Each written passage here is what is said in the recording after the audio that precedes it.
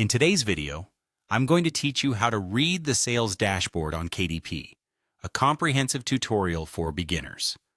Understanding the intricacies of your sales data is a fundamental skill for anyone using Kindle Direct Publishing. By the end of this guide, you'll be well equipped to navigate the dashboard like a pro and extract valuable insights to help grow your publishing business. Let's dive right in. First things first, you'll need to open the Reports section and navigate to the Sales Dashboard on your KDP account. To do this, log into your Kindle Direct Publishing account and look for the Reports tab at the top of the page. Click on it and then select Sales Dashboard from the drop-down menu. This will direct you to the main area where you can view all your sales data.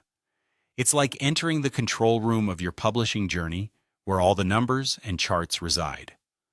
Once you're on the sales dashboard, the next thing you'll want to do is take a moment to review the units ordered by book type. This section gives you a snapshot of how many copies of your books have been sold, broken down by format such as ebook, paperback, or hardcover.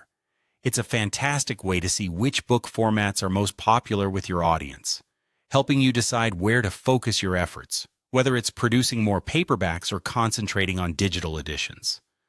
Moving on, it's important to pay attention to the royalties earned. This figure is crucial as it tells you the monetary aspect of your sales performance. In the royalties earned section, you can see how much income your books are generating. Remember, this isn't just about seeing the numbers go up. It's about understanding what drives those profits. Look for trends in your earnings. Perhaps certain days of the week or months of the year are more profitable, and use this information to fine-tune your marketing strategies. To get even deeper insights into your book's performance, make good use of the filters available on the dashboard. These filters allow you to break down your sales data even further. You can filter by date range, book title, or marketplace to analyze specific periods or regions.